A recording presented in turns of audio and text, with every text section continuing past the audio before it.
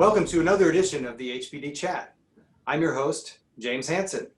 Today we're joined by Linda Harrison, who's talking to Dr. Susan Horton from the Chicago Exotics Animal Hospital. Linda?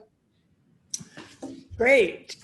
I'm so excited to be talking to you, Sue, because this has been something that I've admired in you all along. You know, I've watched your Facebook things. We've never really had a conversation, but I see what you post on Facebook and I see what your clinic climate is like, and it's very, very nice. So do you want to start there? Like, how did you go from being a brand new graduate in 1995 to actually being the owner and president of the Chicago Exotics Animal Hospital? And thanks for having me. I want to say I'm pretty excited too to be here, Linda. I'm glad we're getting to talk today for sure. I mean, we only get brief talks, you know, at the conferences and things. So this should be fun. This should be definitely fun. I graduated a while ago, 95. But I've always, like, this has been my driving dream to have an exotic animal hospital. Probably it started when I couldn't find anybody to take care of my lizards and turtles when I was a little girl, you know? So yeah, I've always had exotic animals, I would say, from rescuing birds to having a full house of different parrots and things. I worked at a pet store when I was young too, that actually had an import. So we saw all kinds of birds, all kinds of reptiles. And so not being able to find proper care for my exotic pets really kind of drove me towards what I wanted to do, you know.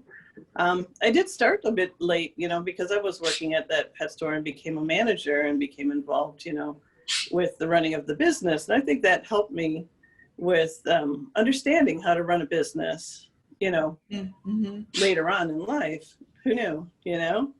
95, I graduated and I worked for an exotic clinic that was probably 50% exotics, but heavy birds.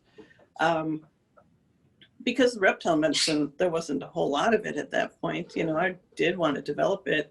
And fish medicine, you know, was unheard of at the time, let alone bee medicine, you know, which is where we are now. Which is so great, you know? Yeah. It's good to see it grow so much. I had great friends, you know, that helped me out. 5 years in, a group of lady friends wanted to open a specialty clinic, and they invited me as the exotic leaser, you know, and gave me reasonable rates. It was a very tiny space. It was just me, and I had a friend that would work for me on my day off, so I could have a day off to run payroll and accounts receivable. And I mean, that's how business is when you're starting. You just dive in and make it work, you know?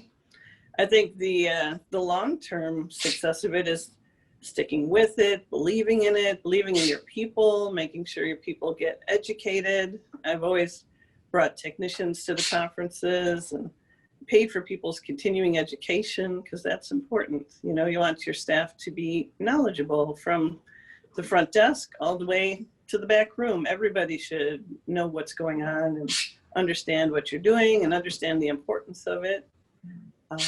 We didn't get a chance to move into our own building until about 5 years ago. So, you know, my business has actually existed for 20 years this year.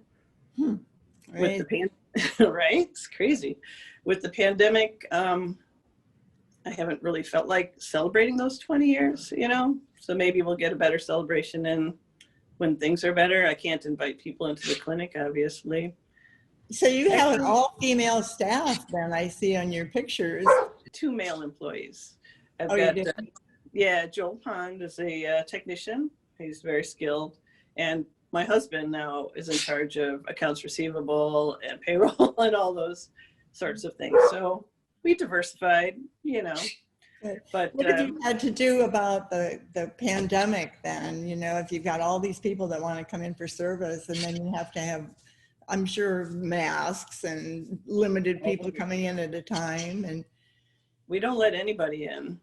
We've been definitely curbside, you know, since I want to say when the mayor kind of shut everything down at the end of March. It was coming up with protocols to keep clients safe, to keep my staff safe. And we are still curbside because it's not over with yet. And we've had clinics down the street have to shut down completely because the staff gets very sick.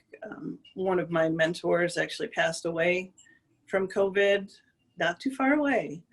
And so we're in a hot area. We're not, we're taking it seriously. We're not going to let our guards down until we know that everybody's going to be safe.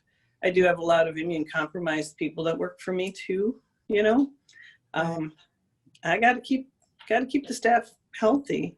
Right. We are accepting externs again, but they have to be COVID tested before they come in. And we have protocols for people who want to travel about self-quarantining and that sort of thing. People have to wear masks. It's a mandate. We have disinfection protocols for the hospital. Morning, noon, and night. I bought some UVC wands, industrial grade, so that we can go through the clinic at least once a week and make sure it's clean. But if we have like a first or second degree exposure, then we'll do it daily until we're sure everybody's okay. So we're taking it very seriously. And it has altered. It's strange to deal with clients now. It feels very distant. I feel like I'm in a box, and I appreciate the trust that people put in us. We use a lot of videos. We definitely are communicating with digital media during the exam and what we want to do. I've had to put in more phone lines, and that's part of why the expansion at this time has been so great, because we're not using the exam rooms much. Sometimes when there's too many of us, in our workspace, but now we've got a bigger space so we can spread the exams out better and not be on top of one another. And the extra phone lines, because this is all we do is by phone, Wow. And my people that go out and interact with the client are in PPE, and we got a portable clover so they can do transactions from the outside. But even my clients sometimes are very apprehensive. They come in and they're wearing their PPE, and they don't want to have any direct contact with us. And I mean, since we're near a big city or in a big city, I think the precautions are appropriate because the density is going to make your chances of exposure so much higher. Right. Yeah. So have you moved into your new space now, though? We have. It's almost 100% done.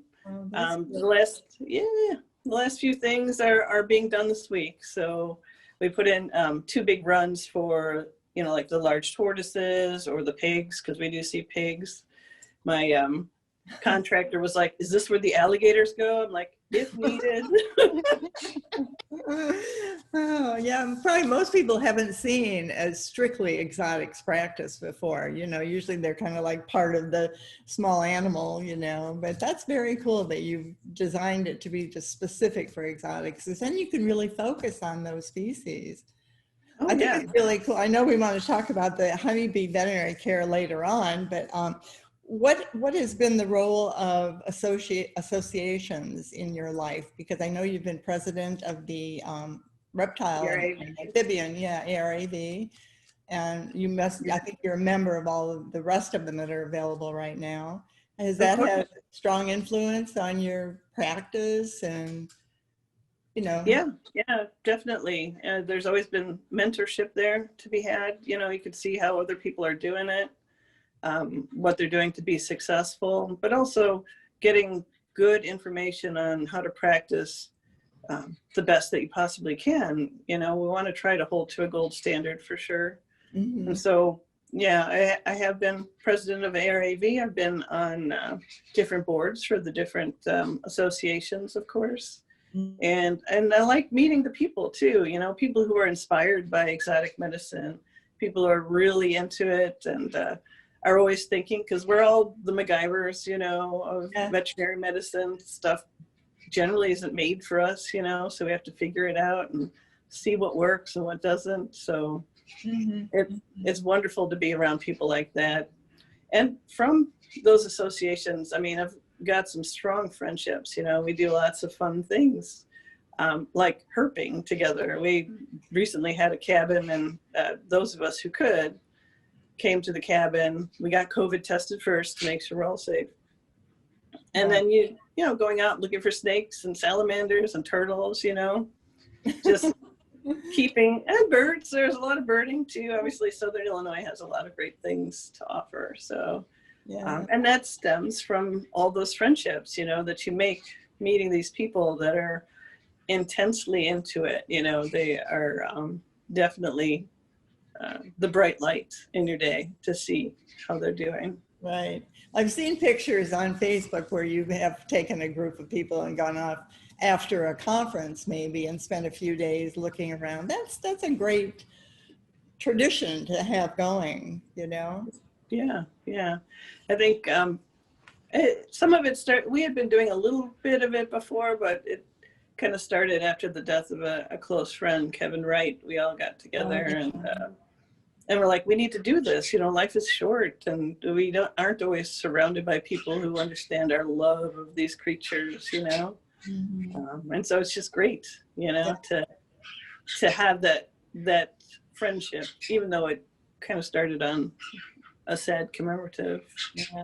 He was really an amazing person, you know, like personality out the ears, right? Just really amazing. That too. Yeah, one of those bright lights I talk about. Yeah.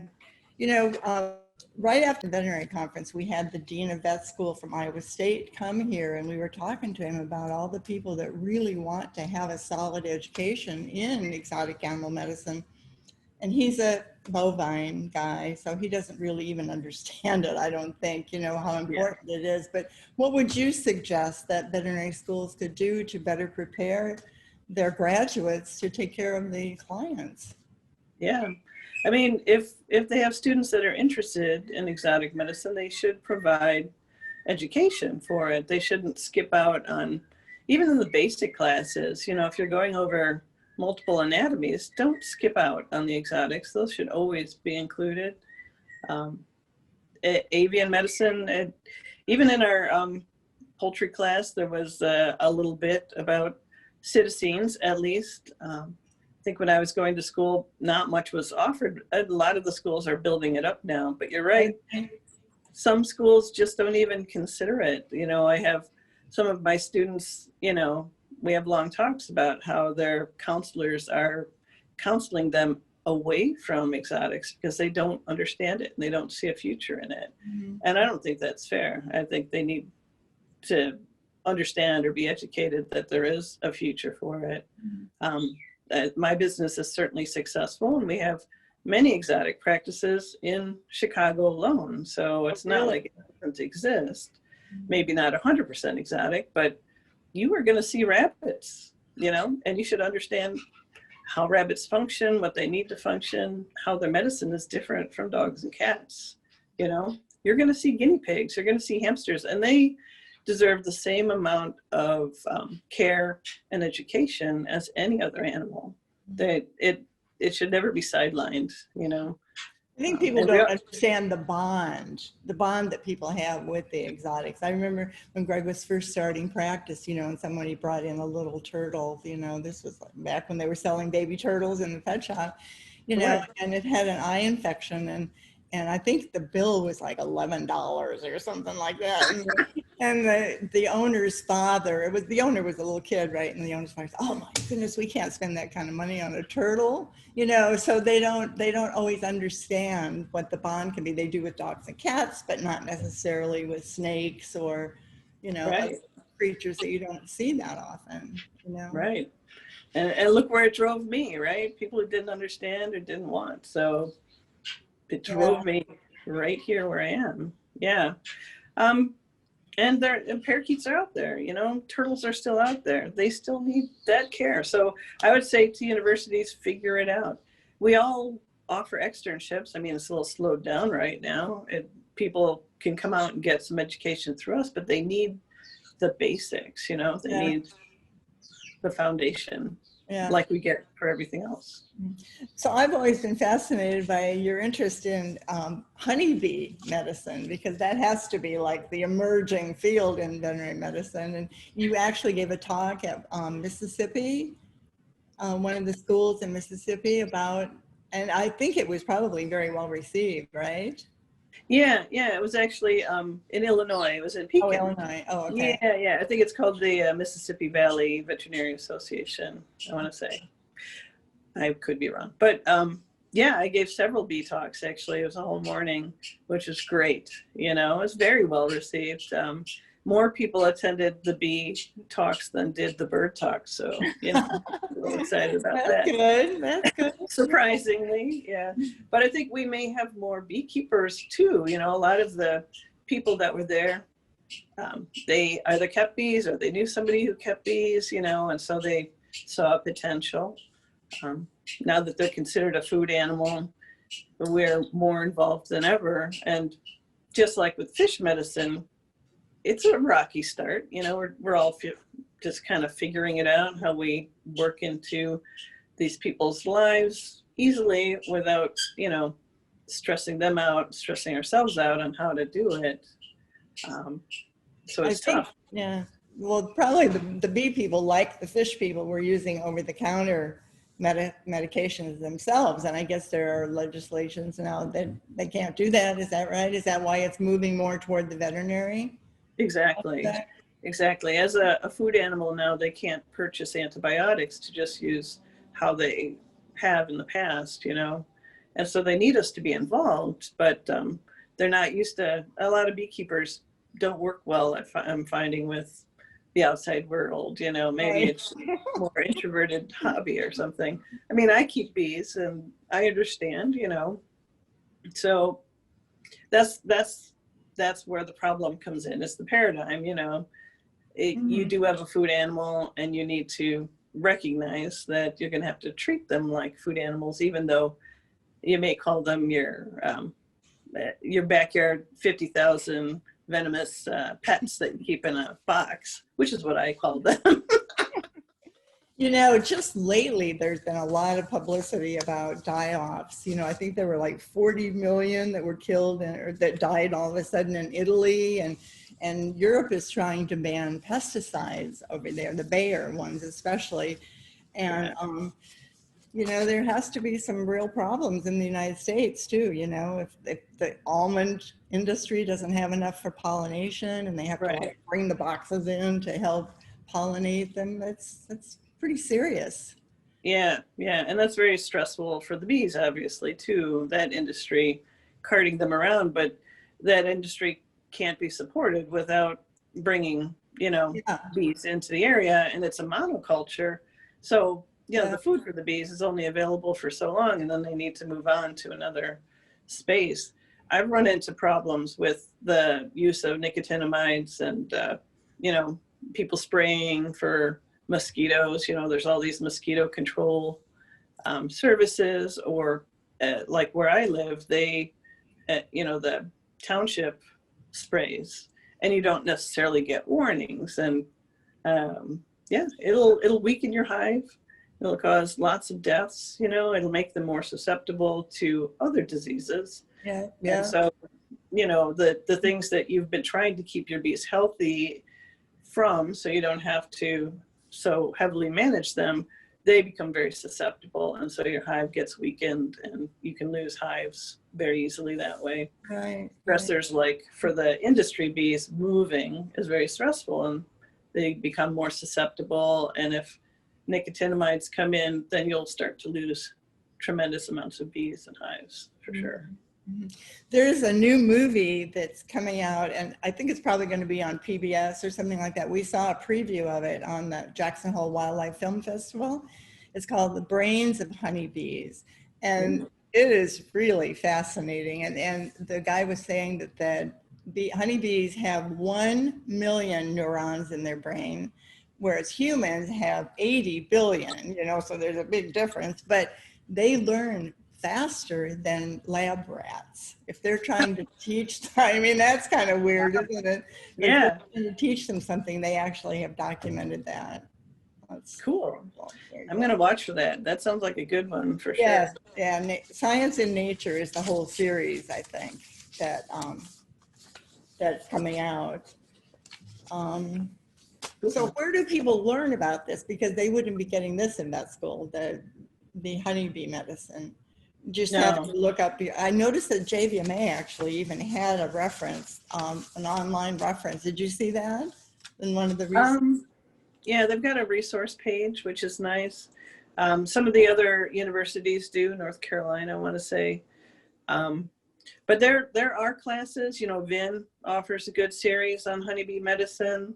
The Honeybee Consortium, which is a veterinary group, has a conference, which is nice, and offers lots of good information. So yeah, a lot of it is just piecing it together, finding where the information is, reading, subscribing. Yeah. Yeah. What is that consortium? When was that held? They usually have it like the day before or the day after Exotics Con. So I want to say it's probably already happened. It was online this year, of course, like everything else. Yeah. Huh. Well, another thing that I've admired about you when you put up your Facebook posts is the preservation of food.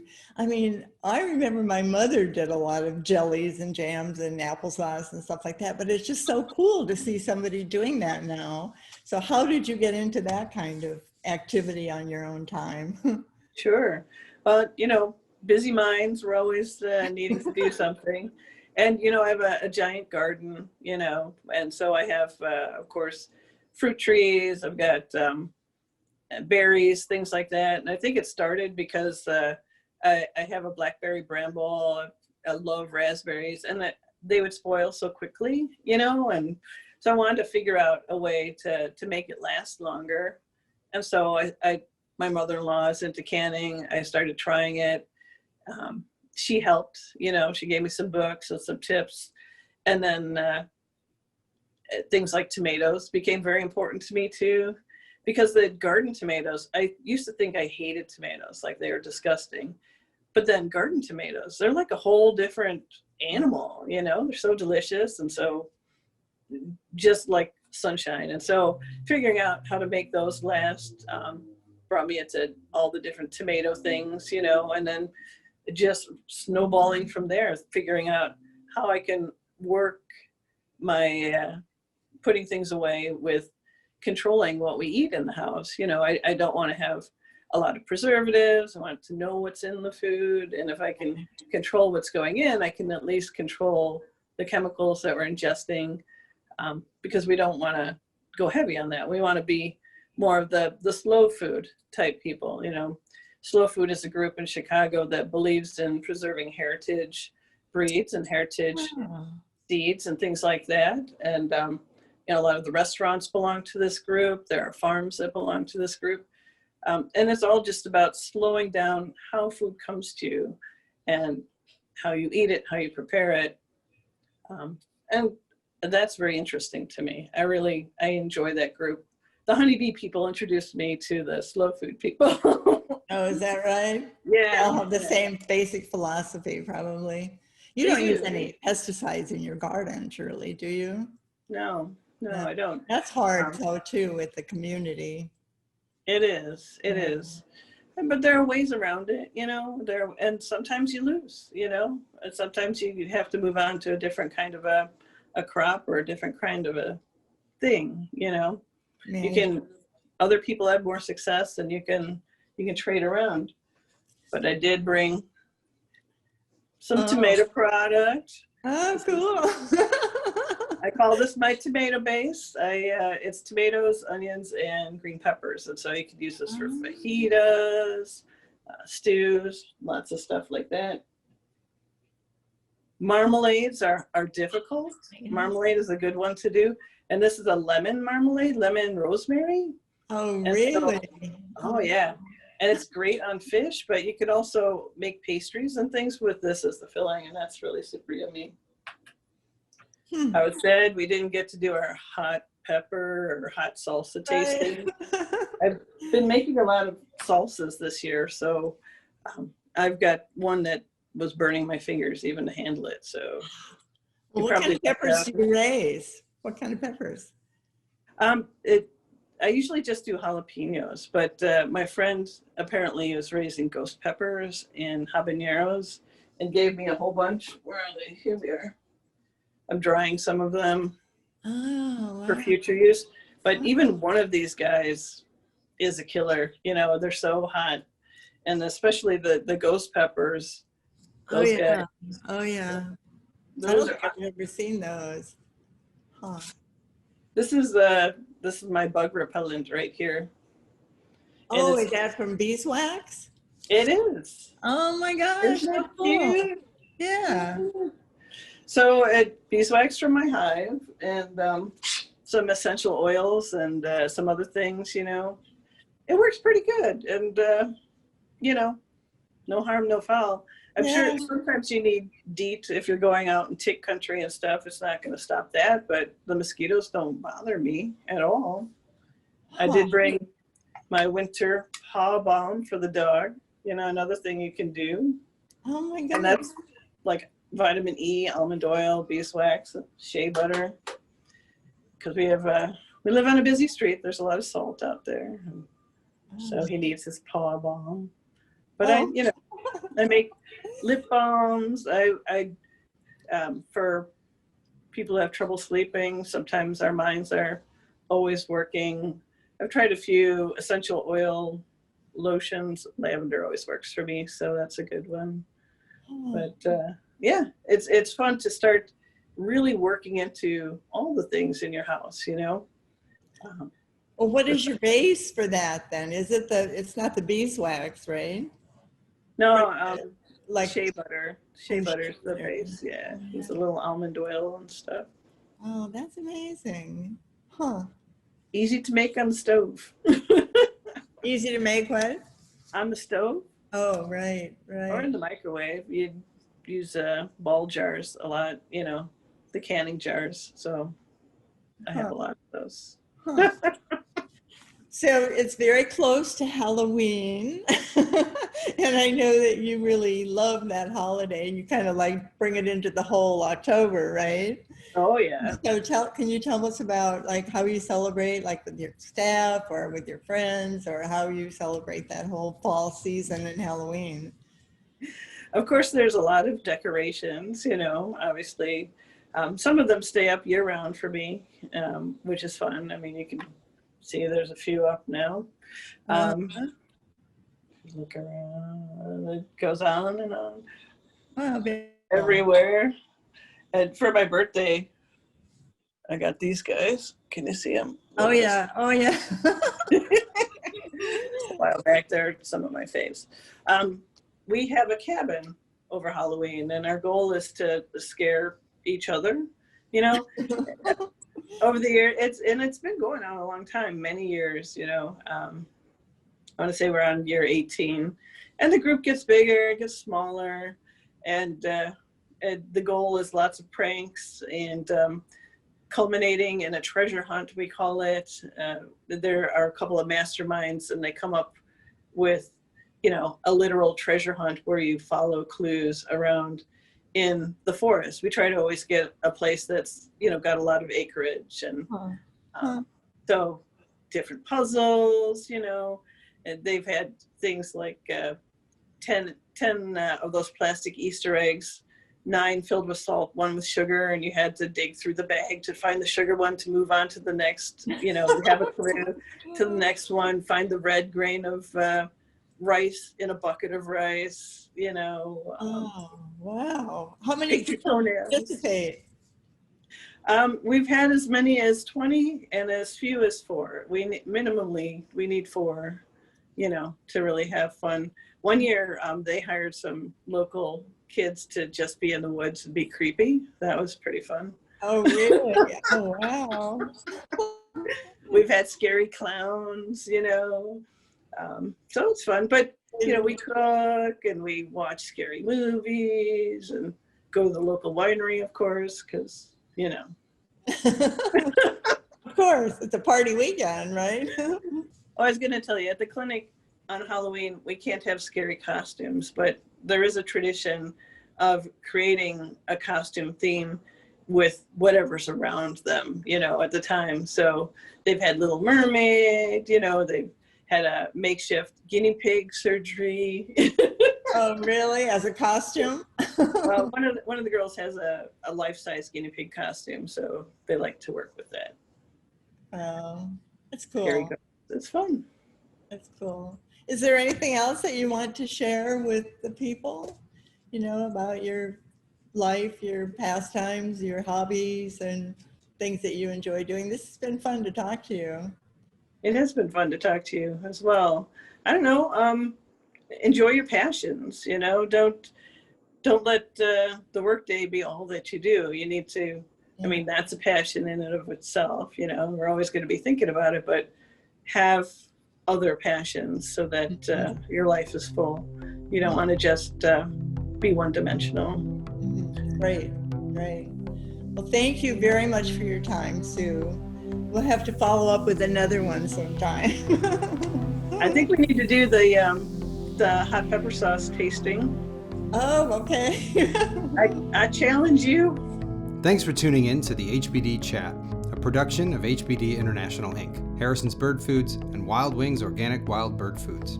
We're always looking for interesting guests and new topics to discuss. We'd love to hear your feedback and thoughts about this podcast. Connect with us on Facebook, Instagram, and our YouTube channel.